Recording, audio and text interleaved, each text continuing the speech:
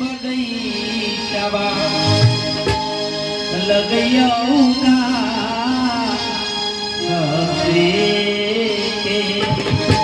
एक तेर चंदाना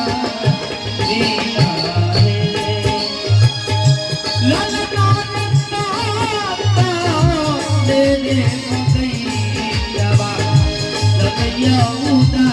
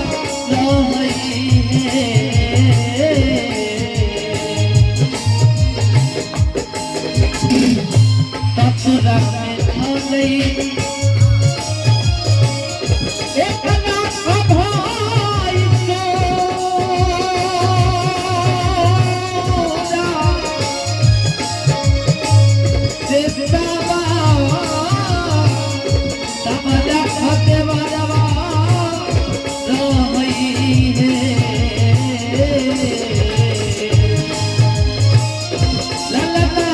la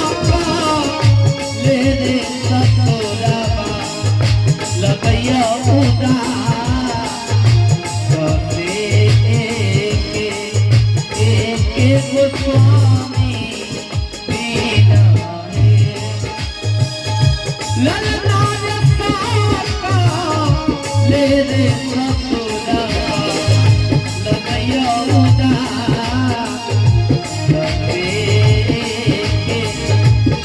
के गोस्वामी बीना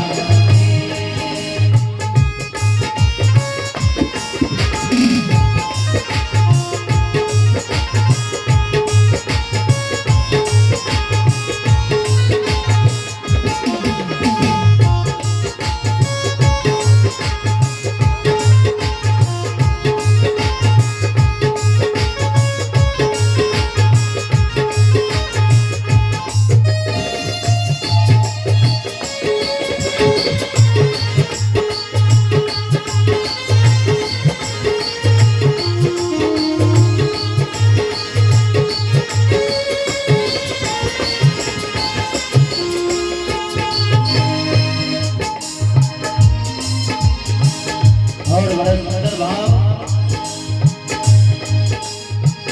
सुलहो सिंगारा बतिया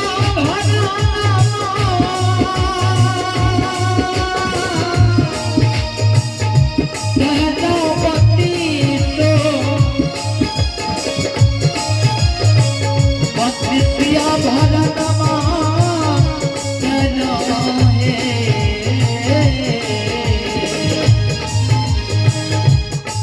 हो श्रीकारा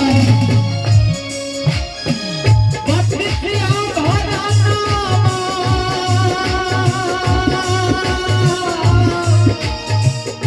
कहला बतीसो बतिया भरनमा कहला हे ललना रे साका ले रे लगैया उदा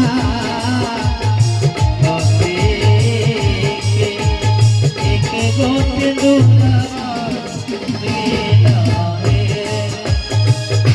ललना रे साका ले रे सरिया लगैया उदा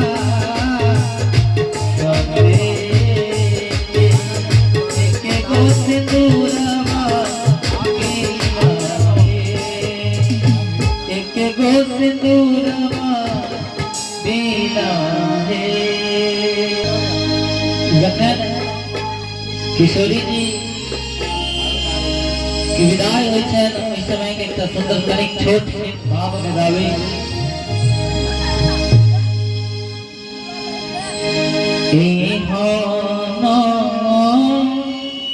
पवित्र भूमि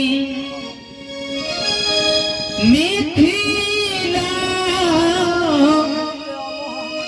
नगरिया मिथिला नगरिया हमारो के कहने ने जैसे रे कहरिया हमारो के कहने ने जैसे रे कहरिया एहाना पवित्र भूमि मिथिला नगरिया मिथिला